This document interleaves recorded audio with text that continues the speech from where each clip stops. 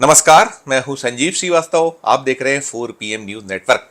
लोकसभा चुनाव में हिंदी पट्टी राज्य भारतीय जनता पार्टी की राह को आसान करते हैं। बीते कुछ चुनावों से जितने भी हिंदी भाषी राज्य हैं उनमें भारतीय जनता पार्टी की सफलता का प्रतिशत बेहतर से बेहतर रहा है और इसी वजह से इन राज्यों को लेकर बीजेपी बहुत चिंतित या बहुत ज्यादा वरीड नजर नहीं आती है। मध्य प्रदेश भी इन्हीं राज्यों में से एक राज्य है। राज्य में 29 लोकसभा सीटें हैं और अगर हम बीते दो चुनावों को देखें, लोकसभा चुनाव 2014 और लोकसभा चुनाव 2019, 2014 के चुनाव में 29 में से 27 सीटें बीजेपी ने मध्य प्रदेश में हासिल की थी, जबकि 2019 में 28 सीटों पर विजयश्री हासिल की थी। बीजेपी ने इस बार मध्य प्रदेश में लक्ष्य 29-0 का रखा है। प्रधानमंत्री नरेंद्र मोदी अब की बार 400 पार का नारा लेकर आगे बढ़ रहे हैं, तो इधर अमित शाह, जिनके हाथों में चुनावों की बागडोर है और पूरा गणित, पूरी रणनीति उन्हीं के मान से सुनिश्चित हो रही है, तो उन्होंने भी मध्य प्रदेश में सभी 29 सीटें जीतने का लक्ष्य अपने दल को दिया हुआ है।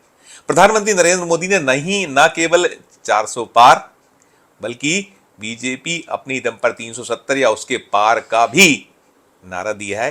साथ साथ प्रधानमंत्री मोदी ने अपने दल के कार्यकर्ताओं को एक लक्ष्य ये भी दिया है कि इस बार हर बूथ पर 370 वोट अधिक पाना है।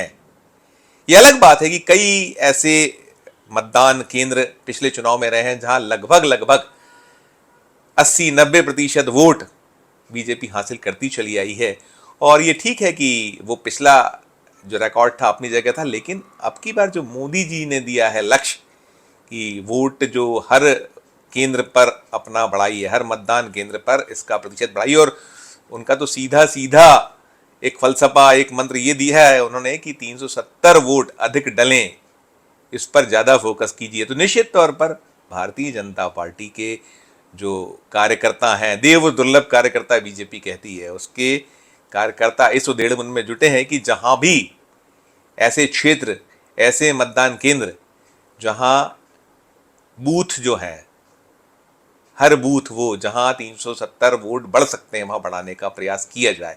इधर कांग्रेस भी काट ढूंढ रही है कि इस मोदी की जो काट है, चाहे वो 400 पार की काट हो, चाहे 370 अपनी दम पर पाने वाली बात हो, या हर बूथ पर 370 मतों के बढ़ाने की बात हो, इसकी काट क्या हो सकती है, उसकी उधेड़बुन देश भर में कांग्रेस या विरोधी दल कर रहे हैं। इधर मध्य प्रदेश में जो 29-0 का लक्ष्य भारतीय जनता पार्टी ने रखा हुआ है, उनके नेताओं ने जो ये लक्ष्य मध्य प्रदेश के इकाई को दिया हुआ है, उसे भी तोड़ने, उसे भी कहीं निस्तेज करने के लिए कांग्रेस की ओर से तमाम प्रयास हो रहे हैं। मध्य प्रदेश में बीजेपी अपनी सभी 29 सीटों के उम्मीदवारों का ऐलान कर चुकी है, जबकि कांग्रेस को अभी अपने 18 उम्मीदवारों का ऐलान करना बचा हुआ है। कुल 29 सीटें मध्य प्रदेश में, उसमें 10 सीटों पर कांग्रेस प्रत्याशी घोषित कर चुकी है। एक सीट खजुराहो समाजवादी पार्टी को दी गई है, जो इंडिया का अलायंस है उसके तहत, और बची हुई 18 सीटों पर कांग्रेस अपने उम्मीदवारों के चयन में जुटी हुई है। और संकेत यही है, उम्मीद यही है कि आज शाम मध्य प्रदेश से जुड़ी दूसरी लिस्ट कांग्रेस जारी कर देगी। हालांकि कांग्रेस अगर नेशनल लेवल पर देखा जाए तो 2 सूचियां पहले जारी कर चुकी है अपने उम्मीदवारों की। इधर मध्य प्रदेश में केवल एक खेप में 10 उम्मीदवार घोषित किए थे। अब दूसरी खेप जो आनी है उसमें माना जा रहा है कि आज बची हुई सभी 18 सीटों पर या कुछ अधिकांश सीटें पार्टी घोषित कर सकती है। हालांकि जो बची हुई 18 सीटें उसमें कोई बहुत पेंच नहीं है। निकल कर ये आया है कि करीब 16 सीटें ऐसी हैं जहां सिंगल नाम भेजे गए। जब ये वीडियो आपके हाथ में होगा या आप देख रहे होंगे 4PM के दर्शक, तब तक मध्य प्रदेश की कांग्रेस की जो बची हुई सीटों से जुड़ी लिस्ट आ चुकी होगी। ये अलग बात होगी कि क्या सभी 18 प्रत्याशी कांग्रेस घोषित कर देती है या कुछ कम करती है, कौन चेहरे कहां से उतारे जा सकते हैं। बड़े नामों को लेकर जो कयास थे उसमें कोई बहुत निकल कर नहीं आता है। अरुण यादव का नाम है, पूर्व केंद्रीय मंत्री, मध्य प्रदेश कांग्रेस कमेटी के अध्यक्ष रहे अरुण यादव। उनका नाम खंडवा के पैनल में जुड़ा हुआ है, अकेला ही नाम बताया जा रहा है। तो ये भी दिलचस्प होगा कि खंडवा से क्या पुनः कांग्रेस उन्हें टिकट देती है, क्योंकि पहले भी उन्हें खंडवा से आजमाया जाता रहा था। एक बार वे चुनाव जीते हैं, जबकि 2 बार वे चुनाव उस सीट से हार चुके हैं और अच्छी लंबी हारों का सामना उन्हें करना पड़ा है। तो एक वो है। और बाकी विदिशा में भारतीय जनता पार्टी ने जो उम्मीदवार हैं, पूर्व मुख्यमंत्री और अभी मौजूदा विधायक, बुदनी से आने वाले विधायक शिवराज सिंह चौहान भारतीय जनता पार्टी के प्रत्याशी हैं।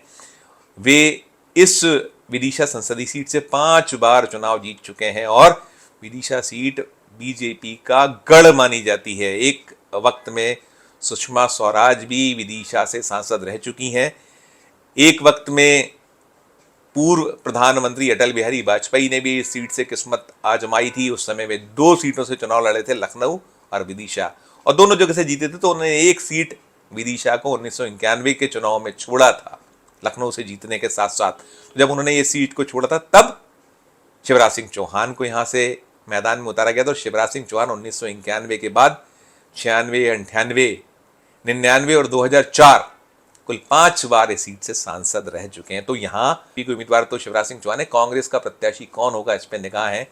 देवेंद्र पटेल का नाम चल रहा है। एक महिला जो वायुसेना में रह चुकी हैं, उनका नाम निकल कर आता है, और भी ऐसे कुछ नाम हैं। तो लेकिन देवेंद्र पटेल का नाम बहुत प्रमुखता से लिया जा रहा है, वो है। फिर उसके बाद गुना शिवपुरी में ज्योतिरादित्य सिंधिया के सामने कांग्रेस का प्रत्याशी कौन होगा, ये भी एक महत्वपूर्ण सवाल बना हुआ है। वहाँ से भी अलग अलग नाम चल रहे हैं। कौन उम्मीदवार होगा, ये भी देखना दिलचस्प होगा। और जब मैं ये वीडियो बना रहा हूँ, जैसा मैं कह रहा हूँ कि जब ये वीडियो 4 PM के दर्शक देख रहे होंगे, तब तक सूची आ चुकी होगी और नामों का खुलासा हो चुका होगा। मध्य प्रदेश में कांग्रेस के लिए बिल्कुल आसान नहीं है रहा, मुश्किल भरी, कांटों भरी रहा है, क्योंकि जैसा मैंने बताया कि चाहे वो 2014 का चुनाव हो, 27 सीटें कांग्रेस ने हारी थी।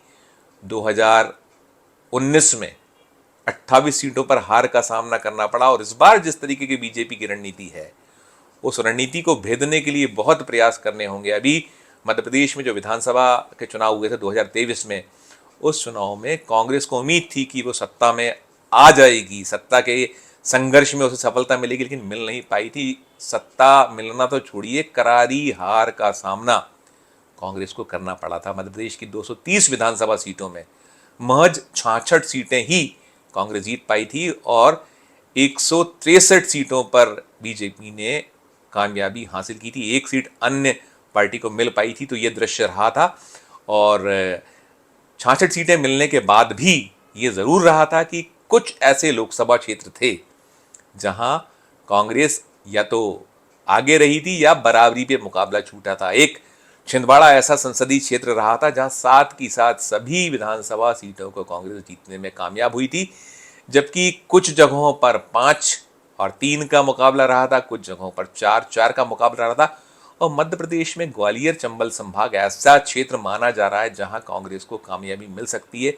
कुछ 2 सीटें मालवा निमाड़ में है जहां मुकाबला तगड़ा होने की उम्मीद है, लेकिन मोदी के तिलिस्म को तोड़ने के लिए कांग्रेस को जमकर पसीना बहाना होगा। उधर विंध्य क्षेत्र में भी एक सीट ऐसी है जहां कांग्रेस की बढ़त मानी जा रही है कि वे यदि ढंग से चुनाव लड़ जाए और वहां बहुत मोदी फैक्टर को काटने में, मोदी का जो एक देश में इस वक्त जिस तरीके का माहौल क्रिएट बीजेपी की ओर से किया गया है, मोदी को खुद ने, मोदी का नाम जो है जिस तरीके से बीजेपी खेलती है और उनका चेहरा जिस तरीके से मतदाताओं के बीच में चल जाया करता है, तो उन सब की काट भी कांग्रेस को मध्य प्रदेश में खोजना होगी, ढूंढना होगी। उसी सब उधेड़-बुन में कांग्रेस लगी है। जो पहली सूची कांग्रेस की आई है 10 उम्मीदवारों की, वो सूची बेहतर मानी जा रही है। उसमें 3-4 प्रत्याशी ऐसे निकले हैं, सामने आए हैं, जो तगड़ा मुकाबला करने में सक्षम माने जा रहे हैं। मुकाबला उस सीटों पर जहां से वे उम्मीदवार कांटे का होने की संभावना व्यक्त की जा रही है। और अभी जब 18 सीटों पर चेहरे सामने आएंगे तो उसके बाद स्थिति और स्पष्ट होगी कि कांग्रेस कितना दम लगा रही, कितना जोर लगा रही है मध्य प्रदेश में बाजी पलटने के लिए। कांग्रेस के लिए से खोने के लिए बहुत ज़्यादा कुछ है नहीं। कांग्रेस ने 2019 में 28 सीटें मध्य प्रदेश की हारी थी और एक भर जीत पाई थी छिंदवाड़ा। कांग्रेस को इस बार छिंदवाड़ा बचाना, यदि वो छिंदवाड़ा बचा लेती है तो भी उसके खाते में 28 की हार का ठीकरा नहीं फूटना है, क्योंकि एक सीट इंडिया अलायंस समझौते के तहत खजुराहो की सपा को दी गई, तो कुल मिलाकर कांग्रेस तो 28 सीटों पर चुनाव लड़ रही है। और यदि वो और जगहों पर कुछ कमाल कर जाती है तो निश्चित तौर पर हिंदी भाषी जो राज्य है उन पट्टी में मध्य प्रदेश में कहीं ना कहीं झटका बीजेपी को लगने की संभावनाएं ज्यादा है। अभी इस वीडियो में फिलहाल इतना ही। आगे और क्या चुनावी जो परिदृश्य बनेगा निकल कर आएगा, उससे जुड़ी खबरें हम 4 PM के दर्शकों तक पहुंचाएंगे। हमारी नियमित अपील कि हमारे इस वीडियो को अधिक से अधिक लोगों से शेयर कीजिए। इस वीडियो के कमेंट बॉक्स में जाकर वीडियो को लेकर कमेंट भी कीजिए कि वीडियो आपको कैसा लगा, और हमारे इस चैनल को ज्वाइन कीजिए, लाइक कीजिए, सब्सक्राइब कीजिए और देखते रहिए 4 PM Madhya Pradesh, 4 PM national और 4 PM हमारे अन्य राज्यों के चैनलों को। धन्यवाद, नमस्कार।